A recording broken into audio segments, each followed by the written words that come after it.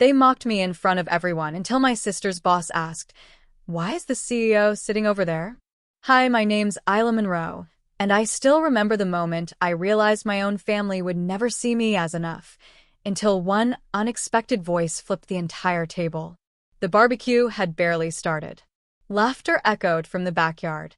Plastic chairs sank into the soft grass, beer bottles clinked, and kids darted past with popsicles and juice boxes. I was sitting near the edge of the crowd, alone, as usual, wearing a simple navy blue dress and a calm smile I'd practiced for years. Then came the moment. "Isla," my mom said, loud enough for everyone to hear. "She's just here for the free food. She never brings anything but her silence." Chuckles. I froze. I felt the heat creep up my neck as my cousin Jared smirked from the grill. My younger sister Mia didn't even look at me. Her friends from work were scattered around, including a tall man in a pressed shirt, someone I didn't recognize but clearly important. "She's not like Mia," Dad added. "Mia's got a real job. A future. Not like Isla with her. Freelancing." Freelancing. I could have spoken. I could have reminded them that my freelancing company had just closed a 7-figure investment round, that I had 12 employees, that I had spent the last 4 years building something they never bothered to ask about. But I didn't. I just smiled again. Let them talk. The silence is where my power lived. Then something shifted. The tall man who had been talking to Mia suddenly tilted his head toward me, confused. He narrowed his eyes and whispered something to Mia. Her face stiffened. He turned back to the group, looked at my father, and asked clearly, "Excuse me, why is the CEO sitting over there?" The backyard fell silent. I looked up slowly, holding his gaze. The breeze stopped. My parents froze. My sister's wine glass tilted in her hand. But I didn't speak. I let the moment stretch like sunlight over water. Because sometimes silence says everything they never gave you the chance to. The air felt electric. It wasn't just the way people stopped chewing mid-bite or how the kids suddenly seemed quieter in the distance. It was the way my father's head turned, slowly, like he wasn't sure if he'd heard right. "CEO?" he asked, nearly choking on the word. "Wait, who?" All eyes were on the man now, the one in the crisp shirt who had been laughing with Mia minutes earlier. He looked straight at me, then back at them. "I just asked why the CEO is sitting alone at the far end of the yard," he said, his tone calm but firm. "That's Isla Monroe, right?" I gave the faintest nod. And just like that, everything changed. Mia's jaw had dropped. She stepped forward slightly, panic creeping across her polished expression. "Wait, you know her?" The man looked confused by her confusion. "Know her? I've been trying to get a meeting with her company for 6 months. Our entire strategy division studied her startup last quarter. Isla runs Nexagrid, doesn't she?" My aunt actually gasped. Uncle Ron stopped mid-beer sip, blinking like he'd just realized he'd insulted royalty. But me? I stayed still. I didn't rush to stand or explain. I let the silence linger, because it was never about proving them wrong. It was about letting the truth speak for itself. Nexagrid. Dad mumbled, as if trying to remember hearing the name on the news. But that's in tech. That's in the big leagues. The man, his name was Elliot Graves, I would later learn, nodded. "Yeah. And she built it from the ground up. Alone. No VC at the start. No favors. Her name's been circulating in Forbes circles as a quiet builder. We even use one of her SaaS tools at our company." You could have heard a pin drop on the grass. Mia's face had gone pale. And suddenly, I wasn't the quiet girl anymore. I wasn't the one who brought store-bought pie and freelanced. I wasn't the forgettable seat filler at family events. I was someone. But what stung the most wasn't their shock. It was the realization that they never once asked. Not once had they sat with me to ask what I was working on, what I cared about, what I struggled through. They just assumed silence meant failure. Elliot took a step closer toward me and extended his hand. "It's an honor to meet you, Isla. Really. I've followed your work. Didn't think I'd meet you at a backyard barbecue." I shook his hand, steady and warm. "Likewise." And then came the moment that would haunt my mother. "Wait," she said softly, her voice trembling. You're the reason she's always on her laptop? I turned to her slowly. No, Mom. I'm the reason. No one helped me. No one encouraged me. I just never stopped building. Her lips parted slightly, but she had nothing to say. Dad stepped forward, forcing a chuckle. Isla, you should have told us. I gave a half smile. I tried. But you all talked over me. I didn't want revenge.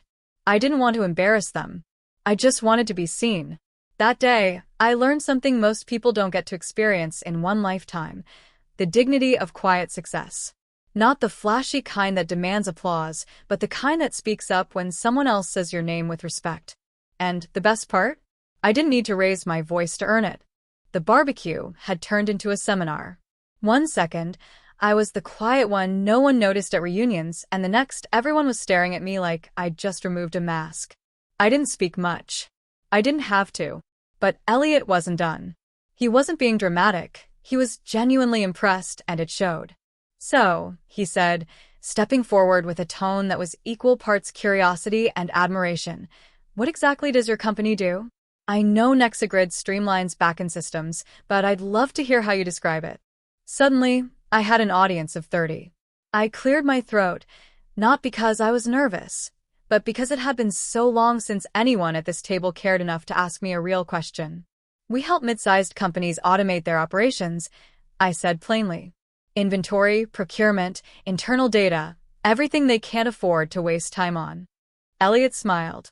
And the AI tools? I nodded. We developed them in-house. Lean team. Tight sprints. I worked most nights out of a co-working space back when I paused and smiled to myself. Back when people thought I was doing nothing. My mother looked like she'd seen a ghost. My father, his lips moved, like he wanted to say something, but the words caught in his throat. Did you really build all that by yourself? My aunt finally whispered. No, I said softly. I had a team. A small one. But I didn't have support here. Not from family. I had to learn how to support myself. Emotionally, financially, and yes, technically. Mia hadn't moved. She just stood near the folding table where the chicken wings were laid out, her fingers tight around a lemonade cup, her eyes locked on me like I was some stranger who had hijacked the party. Wait, she finally said. You're really the CEO of Nexagrid? I nodded again. Yes. And that's when she snapped, not in anger, but in a way I didn't expect. Her voice cracked slightly. But you were always just so quiet. You never told me. I tilted my head. You never asked. The silence from her was louder than my father's shouting earlier. She stepped back, swallowing hard. It wasn't guilt. Not yet. It was realization. The realization that while she had been chasing external approval, bosses, likes, brand labels, I had been working in the shadows, building something no one could take from me. That realization? It humbles even the loudest ones. Elliot looked between us and smiled gently. Isla, listen. I'm sure this is a weird moment for you. I didn't mean to drop this bomb on your family barbecue. I smiled at him, genuinely. No, actually, thank you. For once, I didn't have to introduce myself. You did that for me. He laughed. If you're open to it, we're still looking for someone to consult on our automation rework. I can follow up Monday? My father's eyes widened. You're offering her a job? No, Elliot said quickly, shaking his head. I'm offering her our business. She wouldn't work for us. We'd be lucky if she even billed us. The ground may as well have split under my dad's feet. I could feel my chest tighten. Not in fear, not in pride, but something softer. Something warmer. Maybe it was the relief that after years of pretending to be smaller for their comfort, I no longer had to shrink. I could finally stretch. And maybe they'd have to squint now to see me. But I wasn't going to rub it in. I stood slowly from my chair, brushed off the front of my dress, and took a slow step forward. I'm going to get some lemonade, I said with a calm smile. Anyone else want some? That was the moment they knew. I wasn't interested in proving them wrong. I had already outgrown the conversation. I walked toward the drink table, my heels sinking softly into the grass, as if the earth itself was making space for who I'd become. Behind me, The silence stretched. Conversations halted. Even the uncle who never stopped talking when his mouth was full had nothing to say. And I didn't need them to speak. Because for the first time, they were watching me with eyes wide open. I poured myself a glass of lemonade with steady hands, then turned around slowly. My mother was sitting rigid, her face pale and still. My father kept looking between Elliot and me, his lips parted, trying to make sense of the disconnect between the daughter he'd dismissed for years and the woman standing in front of him now. My sister Mia was still frozen by the buffet table, her fingers tightening around her paper cup until it crumpled. I walked back, not to the same seat. I had outgrown that fold-up lawn chair with peeling paint and a wobbly leg. I walked toward Elliot, who offered me a nod of quiet respect, and I stood beside him instead. The visual said everything. Elliot glanced at my father and added, "Isla's been featured twice in the top 30 innovators under 30 list. You know how hard that is to get into without a PR team? Your daughter's not just running a company. She's setting trends we're all chasing to keep up with." That hit harder than anything else. It wasn't just that I had done well. It was that I had done something none of them could take credit for. I didn't realize, my dad finally muttered. "You didn't ask," I repeated, gently but firmly. And here's the thing about that line. It's not just a statement. It's a wound dressed in truth. I didn't want to shame them. I didn't want applause. I wanted understanding. I wanted someone to have seen me when I was invisible. But instead, I had learned how to become undeniable. "Sweetheart," my mom said hesitantly, standing up, brushing invisible crumbs from her blouse. We didn't know you were doing all of this." I tilted my head slightly. I was always doing something. You just assumed it didn't matter. She looked down. "We just thought you were figuring it out." No, Mom. I was building. There's a difference.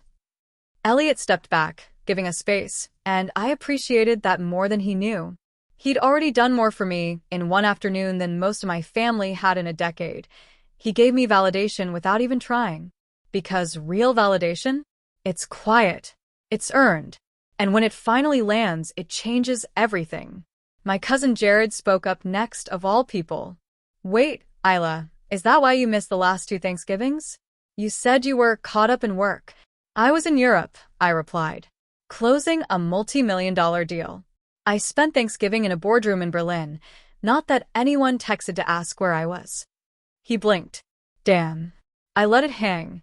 Then Mia finally found her voice. "Why didn't you tell me?" she asked, this time quieter. "I'm your sister. You could have told me you were doing all this." I turned to her slowly, searching her eyes. "You always made it clear you weren't interested," I said. "You talk about your promotions, your bonuses, your coworkers, but never once did you ask me how I was doing." I became a listener, because no one thought I had anything worth saying. Her lips parted, and to her credit, tears formed in the corners of her eyes. I saw the beginning of regret there, not resentment. Not bitterness. Actual, human regret. That meant something. "I'm sorry," she whispered. I nodded. That's all I ever wanted. And that's when something extraordinary happened. Mia stepped forward and hugged me. In front of everyone. In front of her boss. In front of her parents. She didn't say anything else. She didn't try to explain. She just held me in a way she never had before. Not like the older sister with a better job, but like someone who had just realized she had never really seen me. And I held her back. Because kindness doesn't mean letting people off the hook. It means giving them the chance to understand how deeply they missed your truth. My dad approached slowly next. He didn't hug me. He didn't try to laugh it off. He simply said, "I guess I owe you more than an apology." I looked at him and replied with the softest voice I could manage. "No, Dad. You owe me nothing. Just don't do it again. To me. Or anyone else in this family. Don't measure someone's worth by how loud they are or how traditional their path looks." He swallowed hard and nodded. I could tell he was still wrapping his head around it, but that's how change starts. Not with thunder, but with quiet rumbling from within. Elliot glanced at his watch. "I need to get going. But Isla, I'll email you Monday. You've got a brilliant mind." Don't be surprised if our whole department shows up at your office with coffee and questions. I chuckled. As long as you bring good coffee. We shook hands again, and this time I could feel eyes on me, but not the judging kind. Curious eyes. Respectful ones. As he walked away, the family was still unusually quiet. Something in the energy had shifted. Permanently. Later that night, when most guests had left, my mother came to me in the kitchen. I was quietly helping clean up because habits don't vanish overnight. She stood by the counter for a moment, then said softly, "I know it's late to say this, but I'm proud of you." I looked over and smiled. "Thank you." She hesitated. "Do you hate us?" I took a deep breath. No, Mom. I don't hate anyone. But I needed today. I needed someone else to say my name out loud so you'd finally hear it. She reached out and touched my hand. "We hear it now." And maybe that was enough. The backyard was nearly empty now.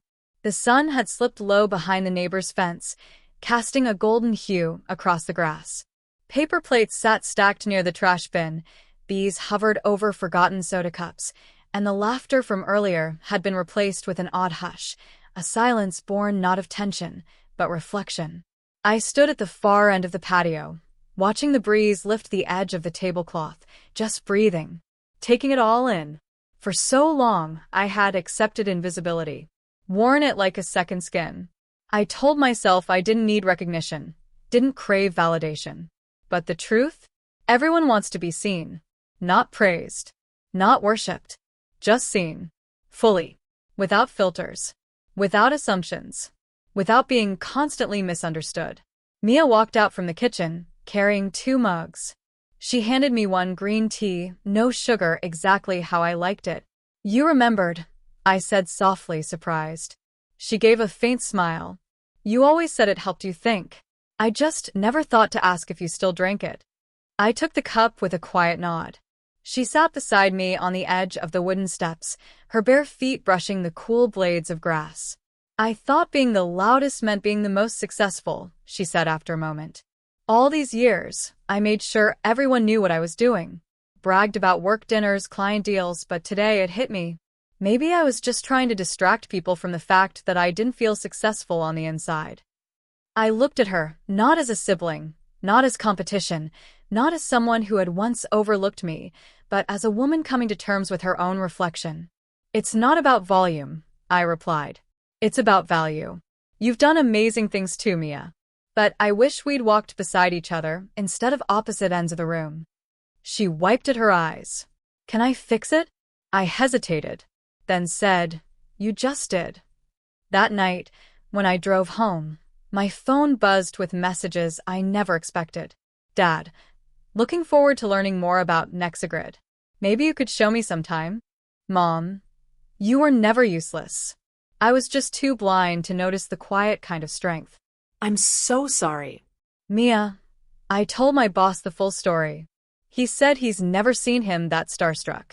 I'm so proud of you." Each message felt like a new brick in the bridge I'd long thought was burned. But here's the catch. I didn't need them to build that bridge for me. I already crossed the river. But I was willing to walk back halfway if they met me there. The next week, Elliot followed up, just like he promised.